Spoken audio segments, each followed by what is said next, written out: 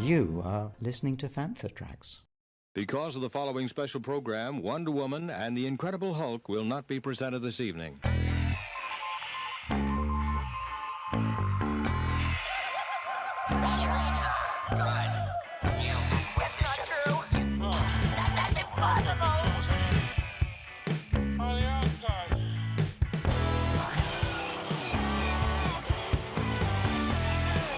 It's time to get all your Star Wars news in a single file. This is Making Tracks. Here are your hosts, Mark Newbold and Mark Mulcaster. That's not true. That's impossible. You're listening to episode 53 of Making Tracks. I'm your co-host Mark Newbold, and joining me today is a guy who loves pulling the ears off Gundarks. Mark, how you doing? I'm good, because I'm stronger than somebody who could pull the ears off Gone Dark. Do that in my sleep, mate. Well, I can't argue with that. How's it going? What's new with you? Well, I've just finished working on must be my third or fourth Donald Trump documentary for Sky News. Good grief. It's that kind of wonderful time of year for many Americans because it's coming up to the election. So, of course, It's a great opportunity for Sky News to get out and kind of interview lots of Trump supporters. But hey, this isn't a political podcast, so we should probably move right along into the news. Let's do that before we get ourselves into trouble. Podathon 2020, we were part of it last week, myself and Paul Naylor. We just basically called it a Fantha Tracks episode because it wasn't Making Tracks because you weren't on it, and it wasn't anything else. It was a Fantha Tracks hour. We had a few technical difficulties, but we got through it. It was good fun, and we're proud to say that we're part of the team that raised $2,092.76 for Make-A-Wish, which of course on top of Force Fest, which you were a part of the week before, which raised $3,163. That means that Fantha Tracks and Making Tracks have helped raise over $5,000 for Make-A-Wish, which is rather nice, isn't it? Well done us. What did you guys talk about? Just a general chit chat, really. We hadn't really got a particular focus, just sort of news of the day. But bit Paul, like this, Sven. Bit like us, yeah. But poor old Paul had some real technical trouble, so he got all set up and was ready for it and just couldn't log on. So thankfully, Pete, the host of Around the Galaxy, was part of the team that put the show on, the Beyond the Blast Doors Network team. We just had a bit of a chat, really, and it almost weirdly turned into him asking me about Insider and all sorts of odds and sods. And then Paul came on, and we did get a chance to have a little chat about this, that, and the other. It was good. It was fine. Lots of other shows on the stream as well. And as I say, $2,000, not too shabby. So proud to be a part of it, and I think we always enjoy doing these things, don't we? They're good fun. Absolutely. Always good fun. I mean, I think it's just nice to kind of collaborate with other podcasts and Star Wars content creators and also just have a chance to maybe talk to a slightly wider audience and maybe who we talk to at the moment. Not necessarily a wider audience, but a slightly different audience because different Star Wars podcasts have their kind of regular kind of listeners and stuff. Yeah. So I think it's quite nice and it's something that hopefully we can do more of in the future. Mandalorian Season 2, we know that it launches on Friday the 30th of October, so that's news that's already out there. We spoke about it on the show before. But there are now some images that have come out.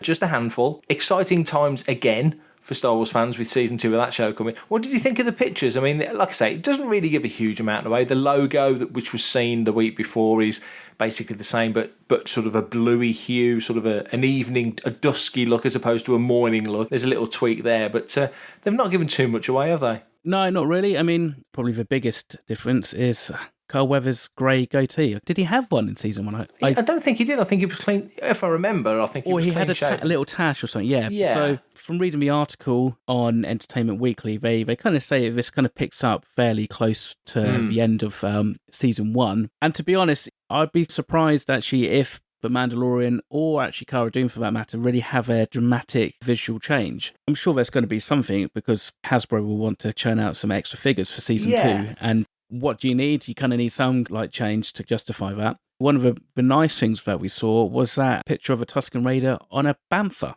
I was so stoked to see that. I thought that was fantastic. It looked wonderful, and also because obviously banthas go right back to A New Hope, so there's no surprises there. But two things. One, you do see a shot of Mando on the speeder bike with Baby Yoda at the back, the child, I should say, sitting at the back in that new sort of papoose he's kind of carrying him around in.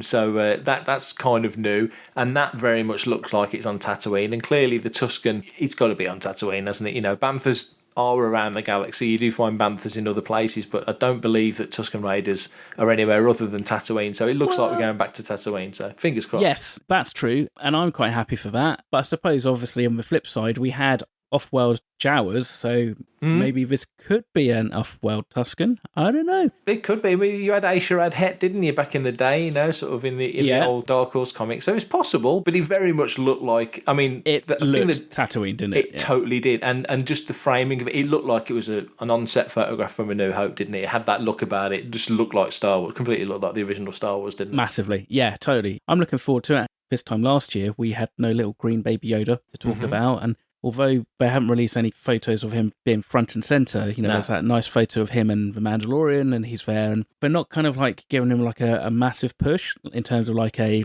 suppose you're saying oversaturation. I think they'll probably let him license and do that naturally anyway. In the article, they talk about how there's going to possibly be this divergence, or there's going to be a richer number of characters in this season, and that possibly a bit like with Game of Thrones, they're possibly going to start to follow different characters on their own stories and their own journeys. Yeah. How do you feel about that? I like that. I think one of the shows that did that really, really well was Orange is the New Black, when it started off focusing on one specific character. Yes. The lead actress who sort of went into prison, you followed her sort of navigating her first sort of time in prison. And then as season 2 and 3 and onwards expanded, all these other characters you'd got to know, they all went off and had their own focused episodes. And what was the lead character of season 1 just became a member of the wider cast. She was still kind of the focus, but for a lot of those later seasons, she was just in the mix with everybody else. I don't think it'll be quite like that with Mando. I think he's probably going to be the focus for a lot of it. My head tells me that because I'm going to say Baby Yoda because it's just easy. Because Baby Yoda's become the crazy focus of this show, it would almost feel like now doing a Pokemon show without having Pikachu in it. But of course, you can have Pokemon shows without Pikachu in it. Do you know what I mean? It's like Baby Yoda's become more than just this character. It's become almost the show. But I think if you followed the story to a conclusion of Mando figures out what to do with Baby Yoda, either hands him off somewhere safe or he grows to a point where he can look out for himself or whatever it might be, you should be able to go and tell further stories with The Mandalorian. But another point is, and fan talk being what it is, there's rumours of there being certain issues with the show and problems, and they're trying to scramble to make it work. I don't know how true any of it is. It's just whispers in the wind. Is that the show is called The Mandalorian. It's not called Din Djarin, The Mandalorian, or whatever. It's like calling a show The Tusken Raider. It doesn't have to be that particular Mandalorian. So as the show goes on, part of me wonders whether or not at some point, hey, we're in a time period where Sabine Wren could be around. We're in a time period where, hey, maybe Boba Fett did pull himself out the Sarlacc pit. He could be the Mandalorian. You just don't know. It could be a broader title than just focusing specifically on that one person. But singular kind of like title character thing, to me it says very much 1980s US TV. So in the A-Team, The Fall Guy. Yeah, exactly. Airwolf, all that kind of stuff. And I think storytelling and TV storytelling has evolved. Like you said, with Orange is the New Black. And there's a number of TV shows where actually each year is a different cast, True Detective or something like that. It's like a strand, so to speak. So it's like it's an umbrella that covers a certain type of shows rather than necessarily following the same detectives. If they were to carry on down this road, I think The Mandalorian could get kind of samey pretty quickly. Next week's episodes, how's The Mandalorian going to rescue Baby Yoda this time? That kind of thing. Whereas I think we want a richer and more diverse Star Wars universe. Obviously, it's going to come down to the execution. How do they do that? How do they introduce characters and naturally branch off in a way that you don't necessarily feel like you're being robbed? Because, this is only an 8-episode series. So the story that we were shown in season 1 was a very concise, compact storyline about the Mandalorian and what is he going to do with this child that he's got. Now we're at this point whereby they're all on the run, but that will only serve us for so long before suddenly it's going to start to feel a bit samey, because again, you might end up with Planet of the Week, or, okay, so we've gone to Tatooine again, or, Moff Gideon's come and he's now riding an AT-AT as opposed to like riding a TIE fighter. Funny you should say an AT-AT, because he does mention about having a bigger vehicle in this, and lots of people are saying, wonder if it's going to be an AT-AT. How cool would that be if he turns up in an AT-AT? It's got to be, hasn't it? I mean, because if we saw an AT-ST in Chapter 4, Season 1, I think, you double down and you get an AT-AT. Or an ACACT like we saw in Rogue One. Something like that. Something bigger like or something, Yeah, something, I mean, it has to be, because I think big bads and that, you need to make sure that you've got the bigger gun. So why not do an AT-AT? And it would be kind of cool to kind of maybe see more of the AT-AT that we've actually necessarily seen in live action before. So the cargo hold or that kind of stuff. Or the bit when the side panel of the front of it comes down, the big handle that you can grab to move the head around. It would be great to see that. Yeah, exactly. Yeah, like a couple of like stormtroopers kind of wiggling like this big armature just to move ahead. Just trying to get those massive, great big batteries in the compartment inside. Just to, moving the mini rig to one side so they can sit down. Yeah, exactly. Yeah, to be honest, how the hell do you actually get into one? Jedi Fallen Order, you have to climb up the outside to kind of get into one. Yeah. But if you're a Moff, surely you don't. And surely it seems a little bit overcomplicated to get that thing to maybe kneel down prone. So it's kind of like... think there's like a stoop mode. I don't know. Talk about a tangent, We've found a tangent. Yeah, how unusual for us. There's so much scope. And you're absolutely right. And I think Mandalorian as a show, ultimately, I always say this about Cassian when people get a bit sniffy about who wants to see a show about Cassian. It's like, well, one, if you don't want to see a show about Cassian, what the heck's wrong with you? It's Cassian Andor from Rogue One. Who wouldn't want to see that?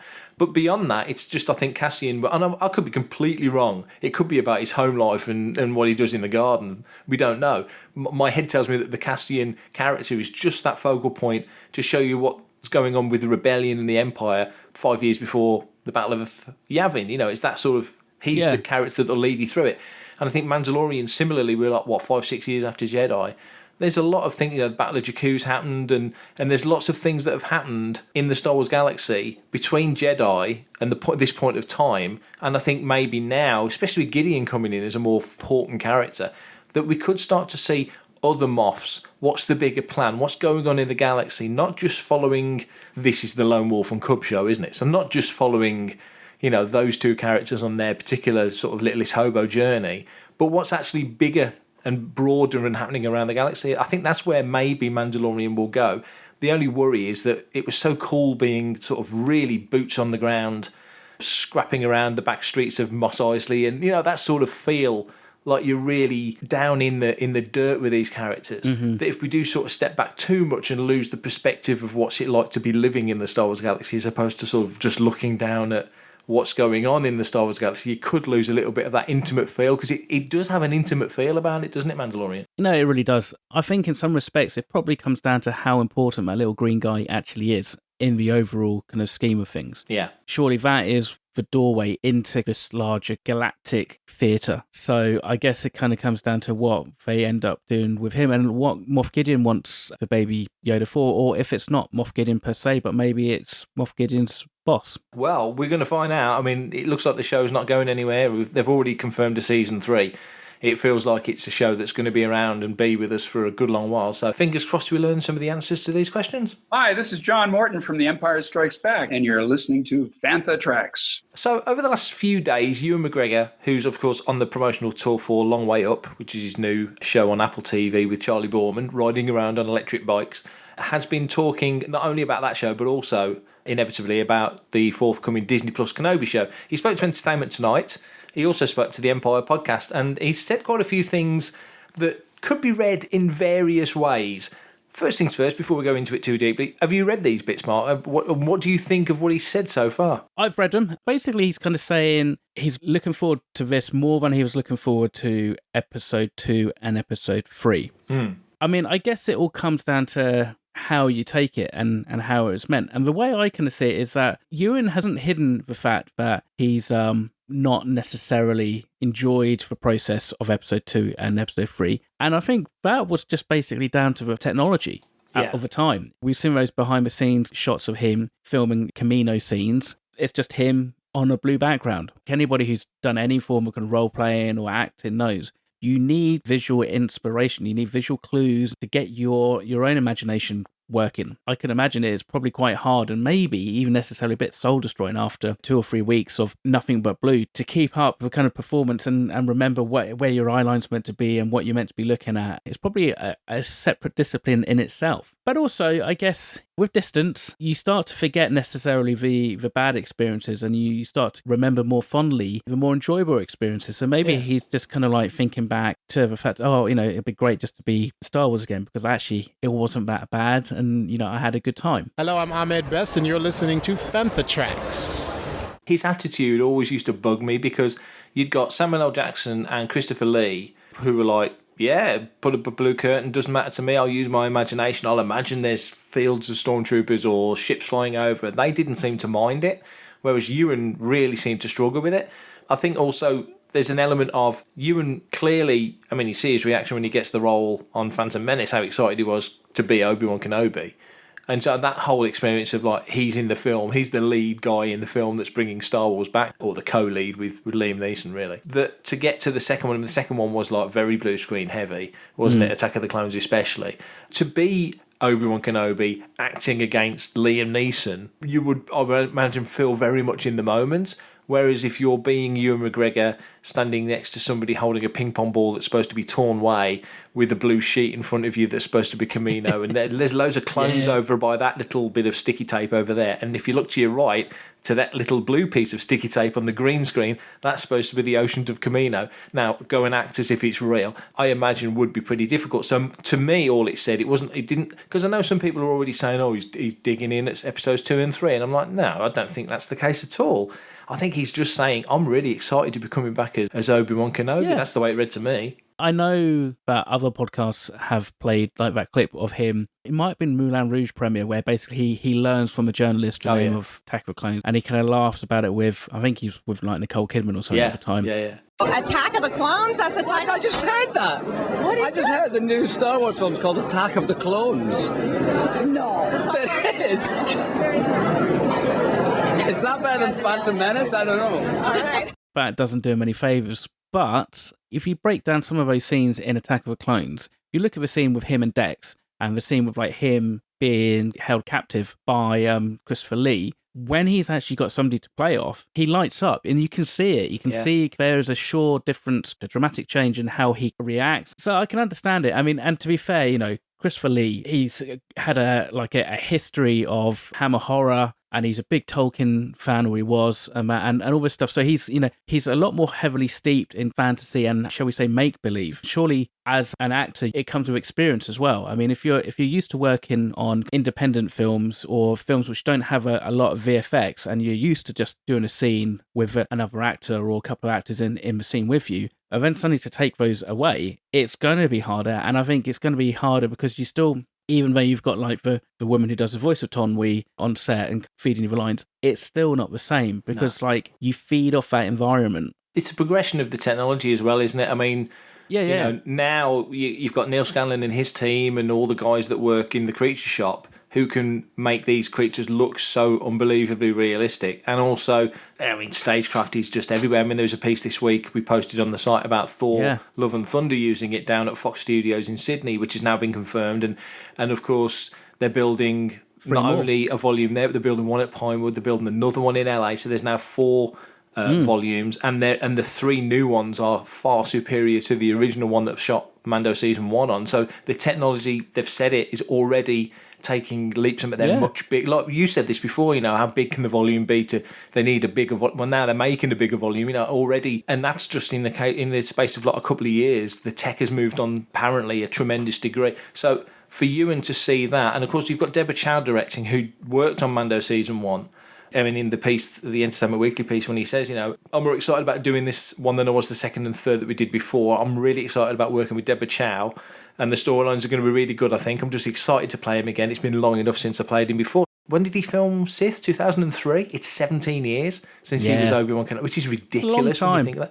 It really is a long time. But clearly he's chomping at the bit. In my mind, the strongest storyline in Attack of the Clones was the Obi-Wan storyline. As much as it's not my favourite Star Wars film, I really dig, what he was trying to do with that detective. It's a mystery film, yeah. It is, yeah. It's very much like that, but it has a really good vibe. Star Wars is probably one of the few franchises that actually gives actors who have played a character 20 years ago the opportunity to reprise that role. As with everything, life informs us and our experiences inform how we kind of react to different situations. 17 years of like different life experiences and different films to work on and everything else is going to give him a completely different perspective from what he had back, in the early 2000s. Yeah. It's interesting as well, with the sequel trilogy actors now moving off into the next stage of their career. And obviously the Dune trailer's just come out with Oscar Isaac. Yeah. Daisy's talking about new projects. John Boyega's been all over the news for all sorts of reasons. And there just seems to be a little bit of school's out. They're away from Star Wars now. They can go off and do something else. And there was an element of that back in the day when Natalie went off and did V for Vendetta and Ewan moved on to other projects. And you know what I mean? And Hayden did what Hayden did and people moved beyond the prequel trilogy. But looking at the piece here, the Entertainment Weekly piece specifically, it's a really neat piece. It says, our films weren't much like when they came out by my generation who loved the first ones. I think people of our generation wanted to feel the way they felt when they saw those first three movies when they were kids, and George wanted to take our ones in a different direction. He had a different idea, which you and me have talked about loads of times on the show.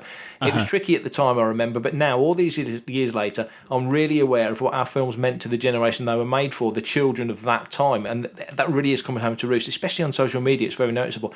They really like them. I've met people who they mean a lot to them, those films, more so than the original thing. And I'm like, are you kidding? Because, of course, I think I've said this before, me and Ewan are exactly the same age to the day.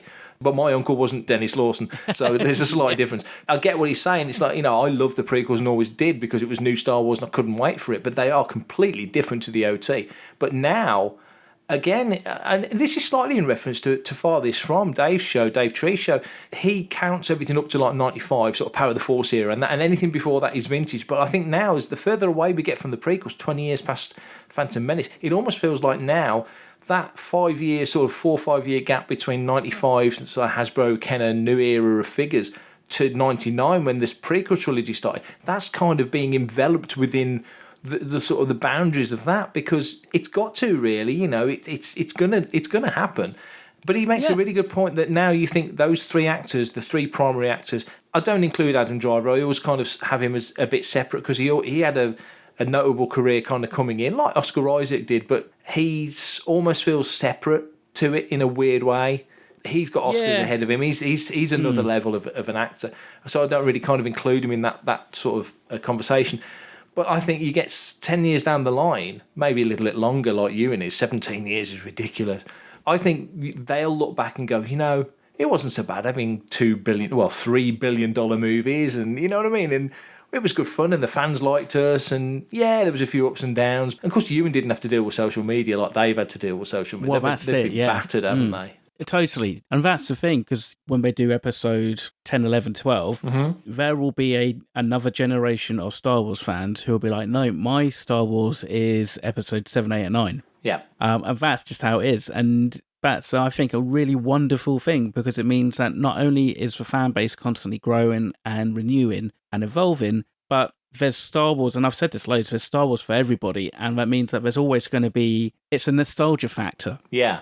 On Facebook the other day, Richard Wolosky posted a date back in 1985, the Ewoks and the Droids cartoon first premiered. Ewoks and Droids cartoon was my first introduction to Star Wars. At the time, obviously, I was only about 6 or 7, so I didn't really even know there was, I don't think, films at that point. That, obviously, is animated series I have much derided, whereas for me, it holds a slightly different, unique place in my heart. I suppose it would almost be like if somebody actually, their first introduction to Star Wars was the holiday special, and there probably was people whose first introduction to Star Wars was a holiday special. I don't think we want to necessarily read too much into this, other than it is what it is, really, I guess. Yeah, totally. And one final thing before we move on is that he did also speak to Entertainment Tonight, and in there he said, when asked about when the show starts, spring next year we start, really excited about it, think it's going to be great, I think, he says. And then when they say, will there be a second season, his answer is, and a lot of sites have took this completely wrong almost, because what he says is, as I understand, it's a standalone season. We'll see.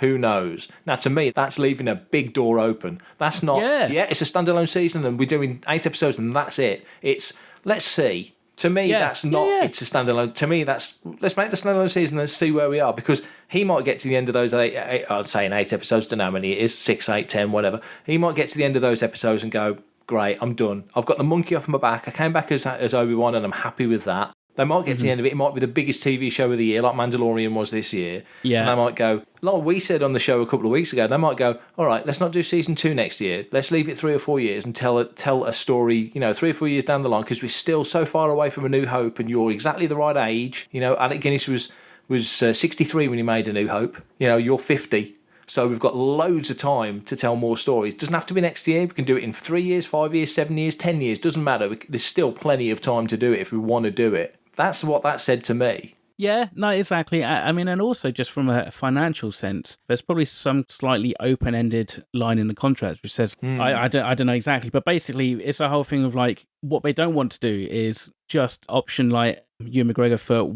1 season and only 1 season. Yeah. And then it does like amazing, numbers on Disney Plus, and basically everybody's like, oh my God, we need like Obi-Wan season 2.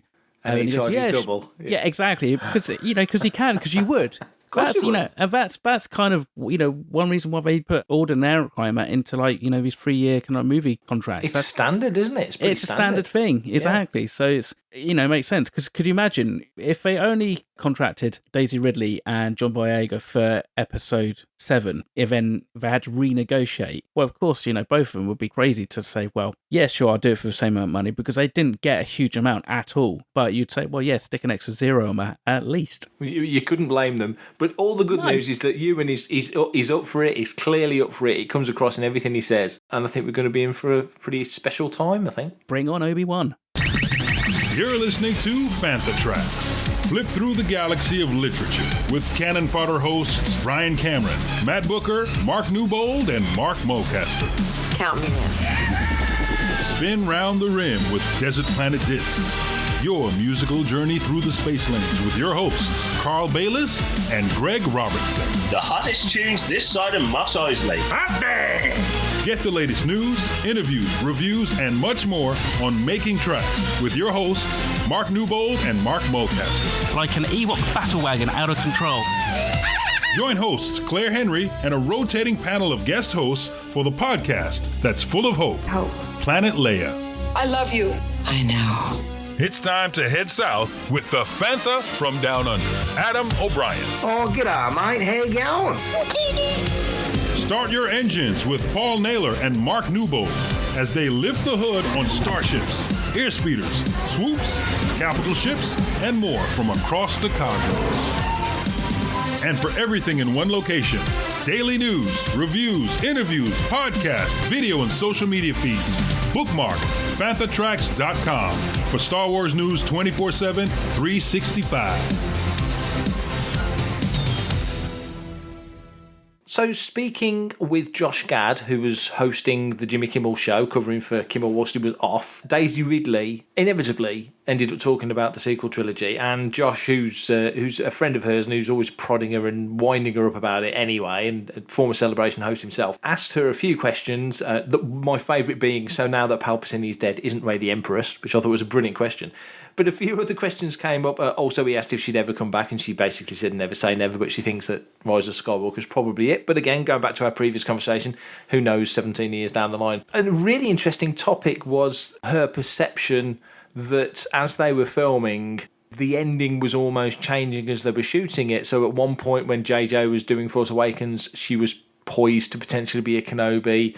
Then there was other endings. Then she was Rey from nowhere.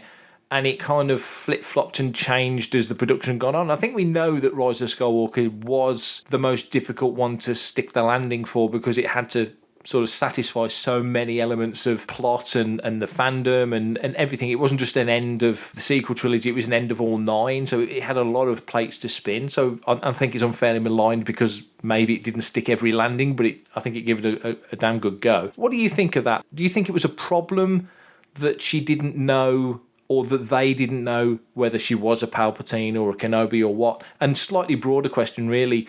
The original trilogy was very much made up as it went along, but then there was nothing before the original trilogy to compare it to or to contradict, so it kind of doesn't matter. It's an unfair comparison, I think, to compare it to the original trilogy, whereas the prequel trilogy was far more tightly mapped out because there was somewhere to aim for. You know, Lucas had to make sure that Revenge of the Sith led you on enough to A New Hope for it to make sense. the sequel trilogy, you would imagine, would have been far more defined, but from what we kind of know, it wasn't. What do you think of that? Easy question. I mean, come on. Yeah, nice. Yeah, thanks for that one. Here's the thing. Revenge of the Sith was one of those films where Lucas had to tie up the loose ends from the last two films and then point the ship in the direction of A New Hope. Mm-hmm. I mean, I think actually it's fairly well known that Attack of the Clones, he was doing like loads of rewrites, like, you know, the night before things were being shot and hadn't really nailed down the finer details, at least, which I can kind of understand because, to be fair, that's kind of part and parcel of the issue when you're director, producer, scriptwriter, and just general Star Wars man.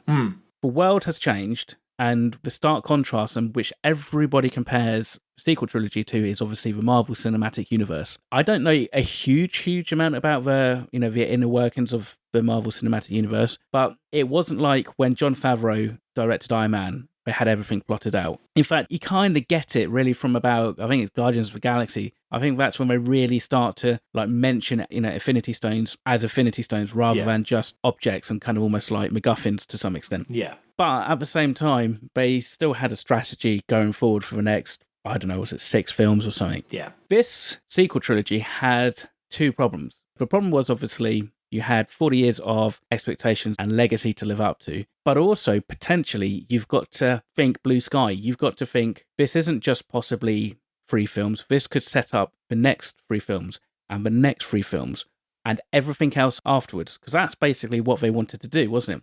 That was the brief. The brief for Force Awakens was bring on board the disenfranchised fans who weren't happy with the prequels, bring back the old fans nostalgic about the original trilogy, and make new fans. Disney's perspective, making new fans and more fans is the most important thing. Yes. Because for the older fans, people like myself and yourself, we're going to buy into this regardless. You know, neither of us are going to go, right, that's it, I'm out. Sell my collection, I'm done. Not yet, anyway. But I can understand that there was trepidation and some uncertainty of maybe where, you know, some of these character points were going. But you would kind of think that something like Rey's lineage and her parentage should be nailed down before they've even really shot Force Awakens. You don't need to know exactly how they get from A to B to C to D to E, but you need to know how they get from A to E. I mean, that surely... When I've been involved in kind of scripting and stuff like that, you know, sometimes you break the story and you get an idea of exactly where they're going to all end up and stuff, but sometimes not necessarily how they do that, because ultimately you probably don't want to tie 2 film directors who aren't involved in that conversation into like having to just follow a story plan. If they're kind of instructed, this needs to happen and this beat needs to happen, then they can work around that. And it's down to their imagination and their interpretation how that happens. It just seems a little bit bonkers that you get to Rise of Skywalker and they still don't really know. And I don't know if that's because they were using test audiences to try and work out different outcomes and scenarios, or if it was just basically a slight lack of confidence in the story, maybe by either JJ or Kathleen, or if they were just having fun with it and just going, how about this and how about that? And no idea was strong enough that they went, that's the one. Because if it was that, they probably would have done that from the get-go. It worries me in the sense that, like you say quite rightly, Force Awakens, and you put it so well, I mean, you know, needs to make new fans, needs to pull in old fans, needs to bring back disenfranchised fans. And I think it clearly did. I mean, at the time, it was... massively, yeah. You know, like the second biggest movie, well, third biggest movie ever after Titanic and Avatar. Obviously, it's slipped down a little bit now. And I still wonder, and I still think, you know, JJ did a great job because he is so good at capturing the vibe of other directors almost. That sounds like a criticism or a dig, but it isn't. You know, he totally captured the Spielberg vibe on Super 8. You know, he definitely got that sort of OT vibe on Force Awakens. It's the most OT feeling of the 3, clearly. Yeah, agreed. But I still think that he should have directed all 3. That's not a dig at Rian Johnson. I've thought that all along. Lucas doing all the prequel trilogy, I remember thinking back, well, the OT had 3 different directors. I kind of wish the prequel trilogy had 3 different directors, but now it is what it is and we've lived with it for a while. I'm glad it is what it is. Yeah. And I think for a cohesive feel and look and style, which the sequel trilogy had almost more than the original trilogy, you know, the cinematography in Star Wars is very different to Empire and again very different to Jedi, you know. Yeah. They're their own thing. they hang together because we'd never had anything like it. So it's the Holy Trilogy, isn't it? It's the Star Wars. You don't even have to say the original trilogy. It's the Star Wars trilogy. People know exactly what you mean when you say the Star Wars trilogy. But I think with these ones, I think if you'd have had that one vision, and I get why JJ said, I want to do the one and move on. And then they bring Rian Johnson in, but again, it felt like he was pretty much given free rein. And that felt like almost like a badge of honour. Whereas I think with Star Wars, especially given the history of the franchise, the responsibilities of the storyline, it's just too big to just say, knock yourself out, mate. It's not a dig at Rian Johnson. It is a dig at Lucasfilm to a degree that they didn't formalise it a little bit more and sort of, like you said, not here's the rigid script, stick to this, but we need these characters to be here at this point. We need this to be here at that point. And the one thing I think was a bit of a hospital pass from Last Jedi into Rise of Skywalker was clearly we'd lost Carrie Fisher. And so I really do think that what they should have done with Last Jedi was have Leia move on and not have Luke die. That was the big mess for me, was Luke should have died in Rise of Skywalker and Leia should have died in Last Jedi because, goodness, one was alive and one wasn't. And they made a rod from their own back by having to use that footage from Force Awakens to use for Leia in Rise of Skywalker, which I think they did tremendously well. But I just feel that they could have just made life so much easier for themselves by just swapping those two character deaths around. Because that would have helped, I think.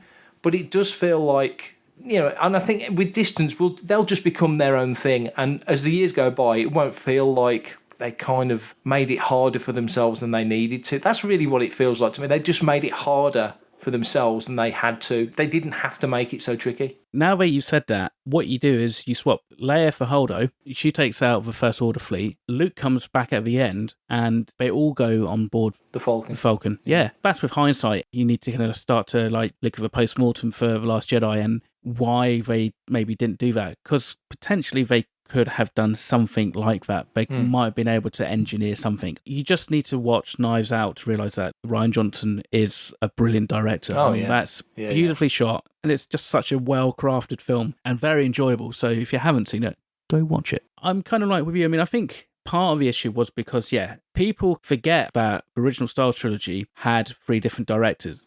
I think that's partly because, obviously, Lucas' extra involvement with Return of the Jedi, but also he was very present with Empire Strikes Back. And then, of course, Ron Howard and Steven Spielberg said, no, you should direct at least episode 1. And then he carried on to do the other 2. So I think in some respects, we get that notion that it all makes sense and it's slightly more valid because George Lucas directed all 3 of them. It's almost like the original Star Trek is that much better because, Gene Roddenberry kind of directed all those episodes, which he didn't. He was executive producer, which is basically where, like, George really excels, is that he's an ideas man and he can get people to work together and collaborate, and he doesn't take no for an answer in respect of, like, he's going to push technology and everything forward to make sure his vision is fulfilled. Like you said, JJ probably could have done 7, 8, and 9, and it may have been a little bit safe in some spots, which, maybe might not necessarily be a bad thing to have, like, a nice rock steady base foundation.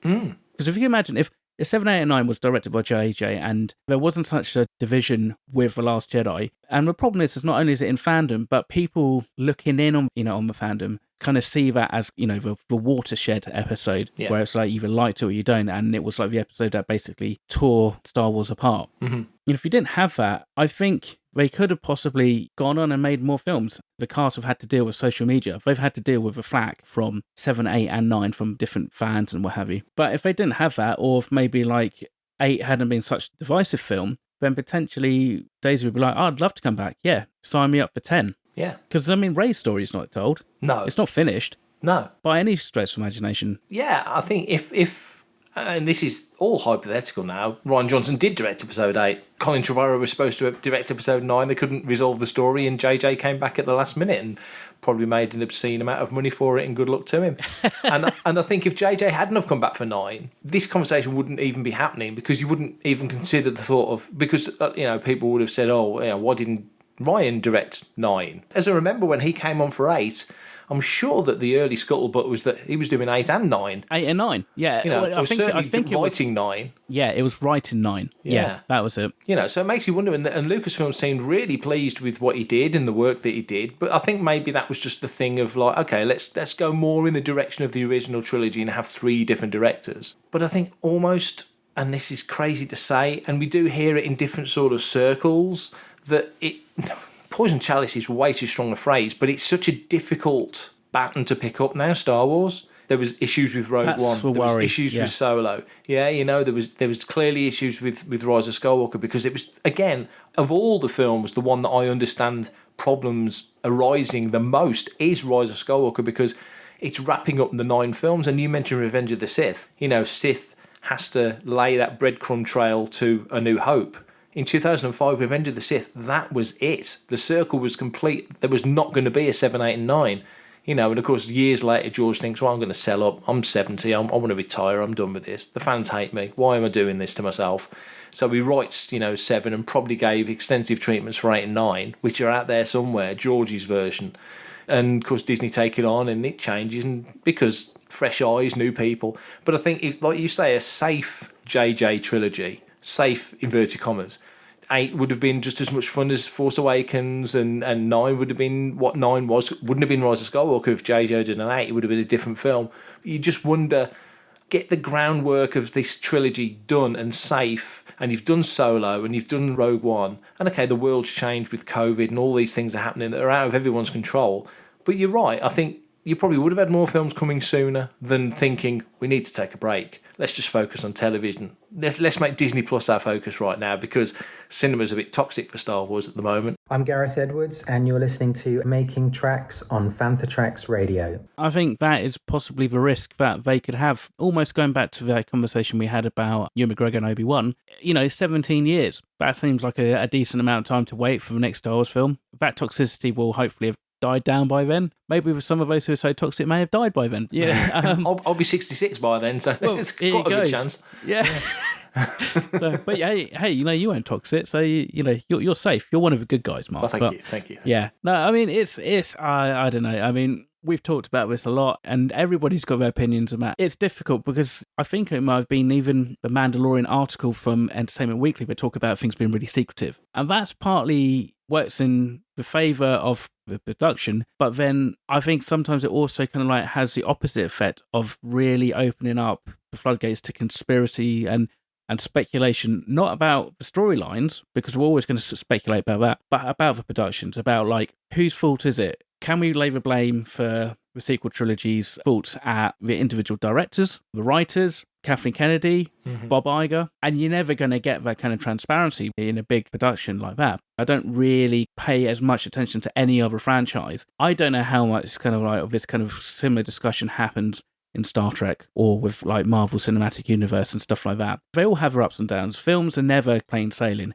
And the irony is, with the exception of Carrie Fisher dying, Last Jedi was the film that everybody loved working on. It came in under budget, it came in on time. Yeah. Maybe a bit of drama, it may not actually necessarily be a bad thing for getting these things across the line. I mean, I know the productions that I work on, hardly anything runs perfectly. There's always something, if it's not a technical issue, there's a story or a legal issue or something like that. That's the nature of creativity and working on films and working on TV programs. You think, we're just going to go and shoot something and it's going to be easy, but there's always something. There's always something that has not been accounted for or you just can't account for. And one of those, obviously, is fan reaction. Yeah, totally. You can't account for that. You can't know. And also, we're in such a different era now. Again, we talk about it again all the time on the show. Social media, the era of social media, the era of people, if it doesn't fit their headcanon, they throw a hissy fit about it. That seems to be a very prevalent attitude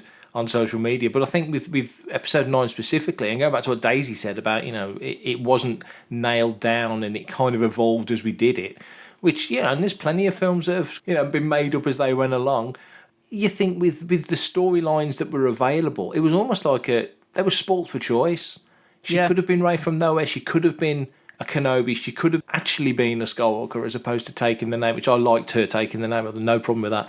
Exactly. But she was a Palpatine. And it's like, nobody can choose their biological family. those were the cards that she was dealt, and it was how she then dealt with it. It's going to be one of those things, I think, that just as the years roll by, we look back at the sequel trilogy, especially the sequel trilogy, and now we look at the prequel trilogy far more fondly and warmly than we did 5 years ago, when before Force Awakens came out. They were derided massively. Now they're actually quite rightly commended, because like Ewan said in the piece earlier, you know, that era of fan is that much older now, and they're having kids, and they're not showing them Star Wars Empire and Jedi, they're showing them Phantom Clones and Sith.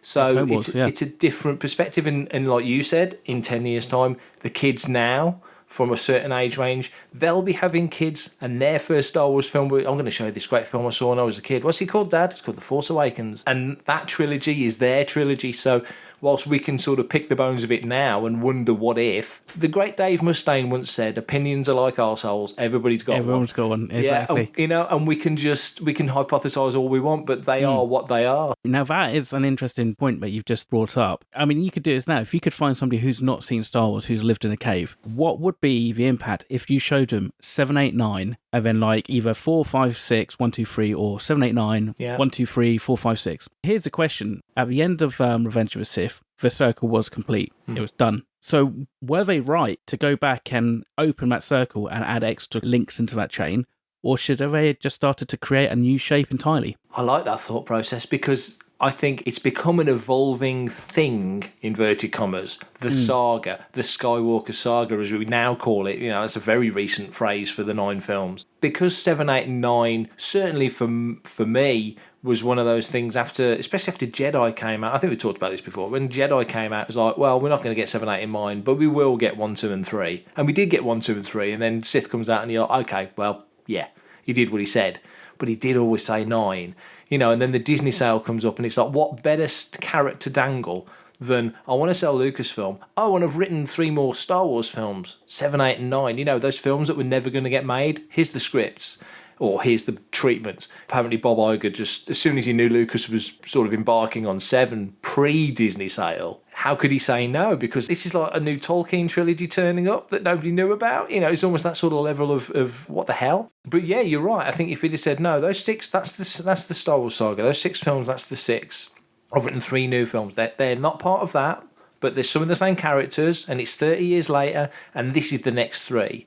Okay, what do you call them? The Mandalorian's quite cute. They called it chapters. They're chapters, not episodes. And so, exactly, but you know, you think you put your brain trust to it, your marketing people, you come up with something. You know, Star Wars story. It always felt a bit clunky, but I kind of like, you know, Solo, a Star Wars story, Rogue One, a Star Wars story. I really liked Star Wars Anthology. Exactly, that was mentioned, wasn't it? Anthology was one of the things that people said, you know. But there's different things, different sort of pins you could put on it. It's the new era. It's like you said earlier. It's like, you know, Zahn finishes off the Thrawn duology, and then Delray take over with the new Jedi Order. It's all the same stories. It's still the same continuity, but it felt like a new beginning. And it's almost like that's what it was when Lucasfilm, independent, George Lucas-led Lucasfilm, became a division of the Disney Empire. It's still Lucasfilm in name, but it's part of something. It's much, much, much bigger now, and it's not the same company. It's different because it's part of Disney, and there's different concerns and different. You know, you are answering to a stockholder, whereas before it was pretty much just George. By nature, it's different. So it's a new beginning, and maybe if they'd have not made it 7, 8, and 9, but just his 3 new films, this is the launch pad to a whole new era of Star Wars, which is of course what it should have been, and yet now. It feels to me, at least, that the sequel trilogy era, as a time period of storytelling, is way in the rearview mirror now. Well, it's definitely something to think about. I mean, I think we might have to return to this topic at a later date, but I think for this episode, that's all we've got time for. But if you do have a listener's question, or if you want to leave feedback, or if you just want to actually weigh in with your own thoughts and opinions on what we've discussed today, you can get in touch with us by these wonderful means. If you want to be part of the action and stay updated on all the latest Star Wars news, you can visit fanthatracks.com or check out the Fanthatracks app through the App Store to follow us on your mobile device. Please download it. It's available for all different platforms, Apple and Google and all sorts of other things. You can reach out to us and send in your listeners' questions by emailing radio@fanthatracks.com. We've run out of time. We had an absolute absolute doozy. We're going to talk about it in the next episode. We do have a really cool listeners' question, so that's coming up in about a week's time. Comment, like and share on any of our social media feeds at Fantha Tracks, and be sure to subscribe, leave a review, please a 5-star one, on Apple Podcasts, Google Podcasts, Spotify, or your podcatcher or smart speaker of choice. And as always, thanks to James Semple for composing our Fantha Tracks intro, Adam O'Brien for our Making Tracks opening music, and Mark Daniel and Vanessa Marshall for our voiceovers. It's another one in the bank, thank goodness. And I'm off to go and read some Darth Vader comics. Yes, I think I'm going to do the same because we're recording Canon Fodder in about 25 minutes, aren't we? Yes. So I'll see you shortly. I'm going to make a cup of tea. I'll see you in a bit. Everybody else, take care. Coming up next on Fantha Tracks Radio, it's Canon Fodder.